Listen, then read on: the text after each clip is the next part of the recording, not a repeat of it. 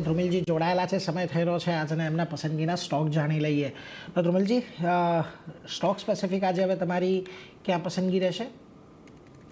તો stock specific આજે મારા એન્ડથી બે પિક રહેશે, એક લોંગ સાઇડ રહેશે, એક શોર્ટ સાઇડ રહેશે. માર્કેટનો આપણે સિનેરિયો જોઈએ તો બે સાઇડ ઓપોર્ચ્યુનિટી જોવા મળે છે.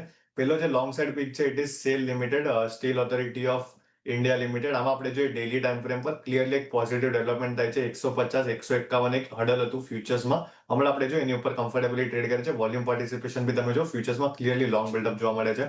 રિલેટિવલી બેસિસ તમે જુઓ તો 5 દિવસનો જે ડેટા છે, કરંટ લેવલ્સ પર બાઇંગ કરશું આમાં 151 થી 152 ના રેન્જની વચ્ચે. લોઅર એન્ડ પર જેમાં સ્ટોપ લોસ રહેશે 148.50 નો રહેશે, અપસાઇડ પર 155 અને 157 મારા ટાર્ગેટ્સ છે.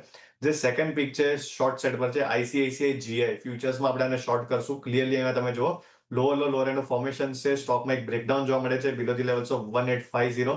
હમણાં ફ્યુચર્સમાં જો 1827 ચાલે છે, 1825 1830 આ 5 પોઈન્ટના રેન્જમાં શોર્ટ કરશું. 1850 નો એક નાનો 1% નો સ્ટોપ લોસ રહેશે. લોઅર એન્ડ પર 1800 અને 1780 ના લેવલ્સ આપણને નિયર ટર્મમાં જોવા મળી શકે છે. સો આઈસીઆઈસીઆઈ જીઆઈ ફ્યુચર્સને શોર્ટ કરશું.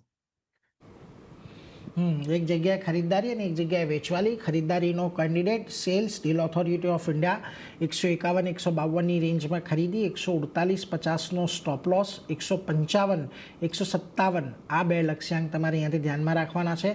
અને આઈસીઆઈસીઆઈ લોમ્બાર્ડ અહીંયાથી તમારે ખરીદદારી કરીને વેચવાલી કરીને ચાલવાનો છે. 1825 થી 1830ની રેન્જમાં તમે અહીંયા વેચવાલી કરો, 1850નો સ્ટોપ લોસ લગાવો.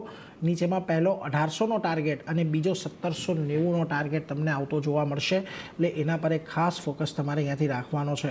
પરંતુ જુઓ આજના દિવસ